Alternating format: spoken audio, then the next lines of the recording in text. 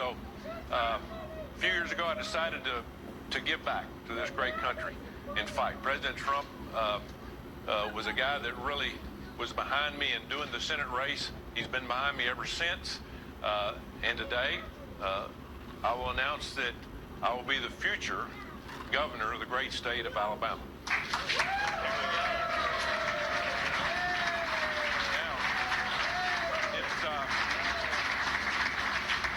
I've still got 18 months to go with President Trump to make America great again. We got a lot of work to do. Monday we'll go back and pass the big, beautiful bill for President Trump.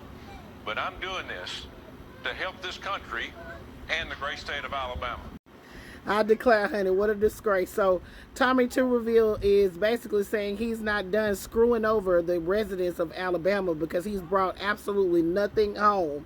He has voted against every piece of legislation that could have helped Alabama, and now he wants to be the governor. I declare, honey, what a disgrace. Kay Ivey, she's served her 2 terms, and now she's on her way out, and now this is what the residents of Alabama have to look forward to.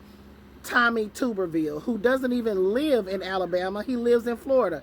And Alabama Democrats are going to challenge his candidacy for the governor because he's got a homestead exemption for his son's residence. However, it is common knowledge that his ass actually lives in Florida. So the chairman of the Alabama Democratic Party issued this statement saying today Tommy Tuberville finally revealed the open secret that he's planning to run for governor of Alabama despite not living here.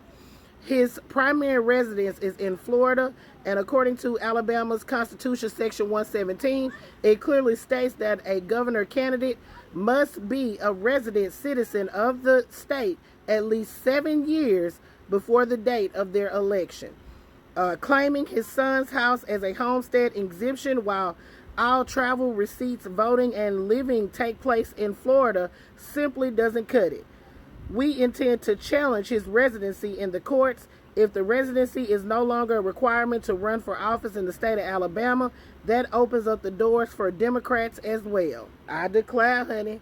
Bring it on. I declare, honey, what a disgrace. Alabama, Tommy Tuberville is standing here playing in your face, telling you that he wants to be your governor. He has your best interest at heart. But at the same time, he's voting for the big, beautiful disaster that could strip millions of you from your health care, your Medicaid coverage. Oh, yes, yes, yes, honey, it's true. Those rural hospitals, which you have a lot of them, are going to be closed.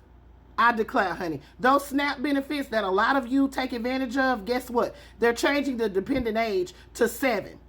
So anybody over 7 doesn't qualify unless you're married. Then you could get some unless you're married. But if you're a single mother, you got a 7-year-old or up, they no longer qualify for those SNAP benefits. I could go on and on and on. What's not in that big, beautiful bill is things that will help you. What is in that big, beautiful bill is what's going to help those millionaires and billionaires over and over and over again. And if you think it's going to trickle down to you, it's not, because it hasn't worked before and it won't work now. But Tommy Tuberville is telling you that he has your best interest at heart. Look at his voting record. His voting record doesn't say that.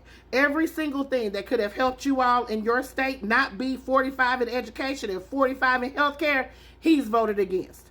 I declare, honey, it's a disgrace. But we all know how this is going to play out, because it's done that for the people of Alabama time and time again. These broke red states continue to vote for people like this and wondering why they stay broke. All right, players, put your thoughts in the comments. This is Double D Mo for the Black Accurate News.